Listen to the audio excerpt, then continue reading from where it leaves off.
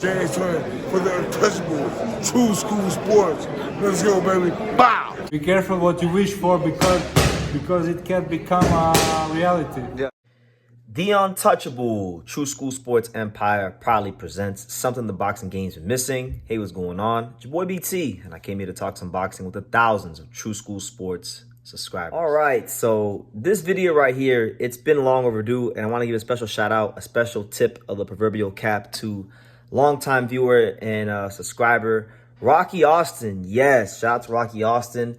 He's been in my lives, my comments, just anytime he can mention this fighter's name to me, he's been doing it for months on end. And that's none other than one of the top super featherweight contenders in the world, Charley Suarez. This is a guy that I've been hearing about for months from my main man, Rocky Austin. And really and truthfully, you know, I never got around to watching him, but he's been banging that drum consistently for him. So I've always remembered that name. And I had a chance to finally go ahead and watch him fight last weekend against Jorge Castaneda. Now, he was slated to originally fight Andres Cortez, which would have been a really important fight because, you know, Charley Suarez is the #1 ranked WBO contender in the 130 rankings, and Cortez ranked #3. So it would have really, it would have been an eliminator of sorts. But Cortez pulled out, so he wound up fighting Jorge Castaneda. And this is my first impression of Charley Suarez. Very, very just big volume puncher, you know, a guy that has no problems letting the leather fly. This is a guy in Suarez who is not a spring chicken. He's 36 years old, so he's got to get a move on with his career. He's got to fight for the title. He's got to get into contention right now. And you know, he has good amateur background. He was a 2016 Olympian for the Philippines, and he's had an interesting career so far. A couple fights ago, you know, he fought fellow Olympian, Australian Olympian Paul Fleming, and he was losing that fight. I actually had a chance to watch some of that fight. He was losing that fight. He was getting outboxed, and in the 12th round, he found some magic. In the last round, he found some magic and got a stoppage against Paul Fleming. So that was a good win for him. And yeah, he's just one of these guys that I think now I have to really start paying my undivided attention to because he's going to get a title shot. Right now, as it stands, Charley Suarez is your #1 WBO contender. He's also your #5 IBF contender. So more than likely, he's going to get the shot at probably the WBO belt. We know that Oscar Valdez and Vaquero Navarrete, they're fighting in a rematch in Arizona. And, you know, I would be led to believe that Charley Suarez will probably fight the winner of that. But, you know, there is still an outside possibility that if Anthony Kakachi vacates the IBF title, that Suarez, if they go down the line enough, he could get the shot potentially at an Eduardo Sugar Nunez, and that'd be a really good fight. You know, Eduardo Sugar Nunez is one of the most explosive punchers in boxing right now. Definitely one of, if not the most explosive puncher at 130, along with like Mark Magsayo, you know, big time puncher with big time pop. I think if I were him and Charley Suarez, would be great because Suarez, from the little bit I've seen, he's a very good volume puncher.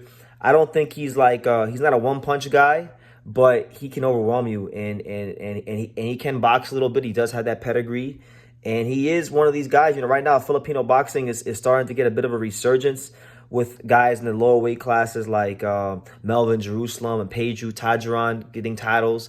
But now here comes Charley Suarez, a guy that I think could really and truthfully, you know, capture a title in this weight class. He's good enough. I think on his day, you know, Suarez has the volume punching. He has the experience. He's seen enough styles as an amateur. He's seen enough styles in the pros.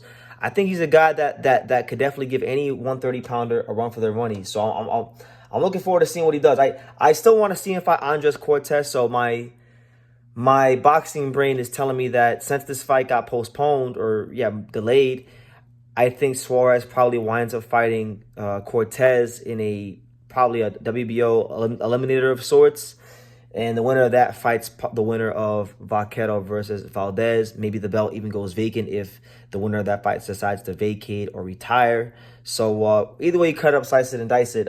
Suarez is a guy that is knocking on the door of a title shot. And he absolutely destroyed Jorge Castaneda. You know, he completely outworked him, overwhelmed him with volume punches and showed a really aggressive, fan-friendly style that, you know, most Filipino fighters generally tend to show. Explosive, high volume, high intensity. You know, he has those traits that would normally describe what a Filipino fighter is. So yeah, that's my little take on Charley Suarez. I don't got much more to say on him than that, but I'm looking forward to seeing him get his title shot, because he's been a guy that has been working his way up the right way, and he deserves his shot. So yeah, what do you guys think? What do you guys think about Charley Suarez? What can maybe you guys tell me about Charley Suarez? I don't know, because I'm still learning about him. You know, I don't know everything about boxing. I'm always learning. It's an ongoing process to learn about these fighters. So yeah, let me know what you think about Charley Suarez. What do you make of his chances of against the guys like, you know, Kakachi, Sugar Nunez, Cortez, you know, the Navarrete Valdez winner? How do you think he fares? Like, I want all my Filipinos out there, because I know the Filipino boxing community is very, very big and very loud and very boisterous, and they talk a lot. So put me on game. I want to learn about Charley Suarez. So let me know what you guys think in the comments down below. Make sure you guys take the time to subscribe. And like I say in every single one of these videos, you can love me or you can hate me, but I'm just a kid from Dania. So until next time, take care, guys. Thank you for watching another video on the untouchable True School Sports Empire. I'm at the Boxing Hall of Fame out here in Canterbury, New York. And for more great boxing content just like this video, make sure you click and subscribe right over here.